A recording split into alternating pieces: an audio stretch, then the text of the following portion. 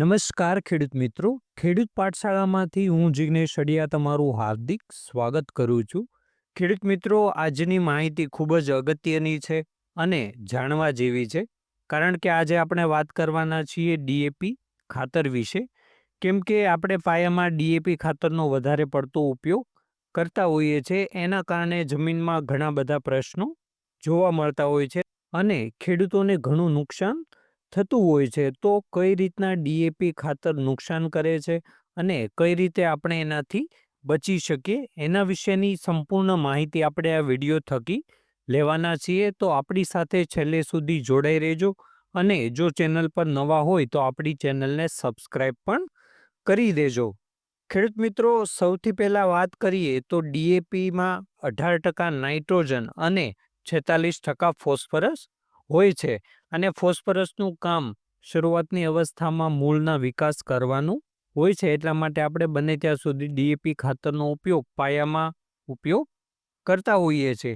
એના કારણે શરૂઆતમાં આપણને પરિણામ ખૂબ સારા મળે છે, કેમ કે ડીએપી ખાતરમાં જે ફોસ્ફરસ હોય છે એ તાત્કાલિક છોડને મળતો હોય છે, પણ આગળ જતાં એ કંઈક ને કંઈક રીતે જમીનની ફળદ્રુપતામાં ઘટાડો કરે છે અને આપણી જમીન બગડે છે. ખેડૂત મિત્રો, આપણે જેટલા પણ ફોસ્ફરસયુક્ત ખાતરનો ઉપયોગ કરીએ છીએ, જેમ કે ડીએપી છે, સિંગલ સુપર ફોસ્ફેટ છે, તો એમાંથી 30થી 60% જેટલો ફોસ્ફરસ જ આપણા છોડને મળતો હોય છે અને જે બાકીનો ફોસ્ફરસ વધે છે એ બીજા જેમ કે કેલ્શિયમ છે અથવા લોહ તત્વ છે એની સાથે મળીને અદ્રાવ્ય થઈ જતો હોય છે, જેના કારણે એ છોડને મળતો નથી. એટલે આપણે જેટલું પણ ખાતર વાપરીએ છીએ એમાંથી 30થી 40%નો બગાડ થતો હોય છે અને આ જે જમા થાય છે એના કારણે આપણા જમીનની પીએચ વધતી જાય છે અને અમુક પોષક તત્વો મળતા નથી.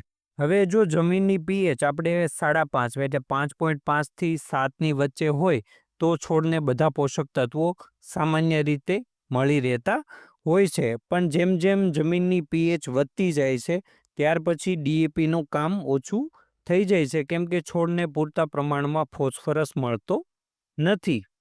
ખેડૂત મિત્રો, આપણે એવું વિચારતા હોઈએ કે ભાઈ પહેલાં એક થેલી ડીએપી ખાતરની નાખી તો આપણે એની જગ્યાએ 2 થેલીનો ઉપયોગ કરીએ, જેથી આપણને ઉત્પાદન સારું મળે, પણ એવું થતું નથી. કેમ કે ડીએપી નાખવાથી આપણને જલ્દી ફોસ્ફરસ મળી જાય છે, પણ એની સાથે એનો એટલો જ બગાડ થતો હોય છે, કારણ કે શરૂઆતની અવસ્થા હોય, કેમ કે આપણે ડીએપી ખાતર બને ત્યાં સુધી પાયામાં નાખતા હોઈએ છીએ, એટલે શરૂઆતની અવસ્થામાં જે છોડ હોય એ થોડાક પ્રમાણમાં ફોસ્ફરસનો ઉપયોગ કરતો હોય છે. બાકી આપણે એકવાર ખાતર નાખ્યા પછી 2 જ અઠવાડિયામાં જે બાકીનો જે ફોસ્ફરસ હોય એ અદ્રાવ્ય રૂપમાં ફેરવાઈ જતો હોય છે, કેમ કે એની સાથે કેલ્શિયમ અને લોહ તત્વ જોડાઈ જતું હોય છે. એના કારણે આપણને ઘણું બધું નુકસાન થાય છે.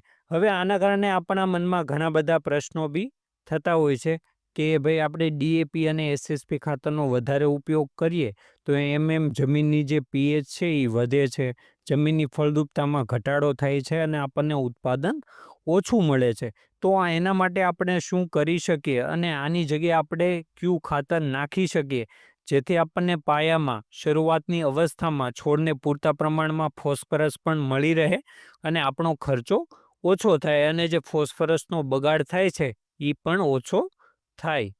ખેડૂત મિત્રો, તો આ બધા પ્રશ્નોનું નિરાકરણ માટે તમે ડીએપી ખાતર અથવા સિંગલ સુપર ફોસ્ફેટની જગ્યાએ તમે નિફો એટલે કે પ્રોમ ખાતરનો ઉપયોગ કરી શકો છો, કે જેમાં ફોસ્ફરસનું પ્રમાણ 8થી 10% અને અમુક ટકા નાઇટ્રોજન અને તમને ઓર્ગેનિક કાર્બન વધારે પ્રમાણમાં મળી રહે છે અને આ એક ઓર્ગેનિક ખાતર છે. ખેડૂત મિત્રો, હવે તમને એમ મનમાં થતું હોય કે નિફો પ્રોમ જ કેમ, આ જ ખાતર કેમ?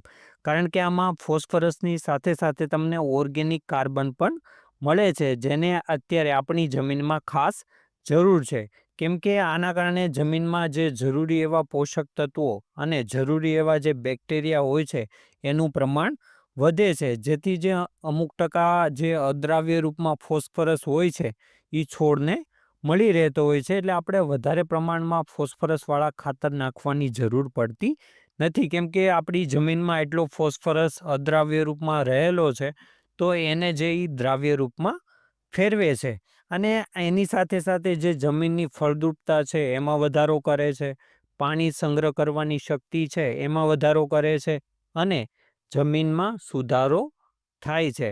ખેડૂત મિત્રો, એટલે જે આ નીફો જે પ્રોમ ખાતર આવે છે એ નાખવાથી છોડને જેમ જેમ જરૂરિયાત હોય એ મુજબ ફોસ્ફરસ એને મળતો રહે છે. અને આની એક ખાસ વાત કરીએ, આ જે નીફો પ્રોમ ખાતર છે એની ખાસ વાત કરીએ તો એ બંને જે જમીન હોય, જે જમીનની પીએચ વધારે હોય અને જે જમીનની પીએચ ઓછી હોય, એ બંનેમાં સારી રીતના કામ કરે છે, જે ડીએપી ખાતર કરી શકતું નથી.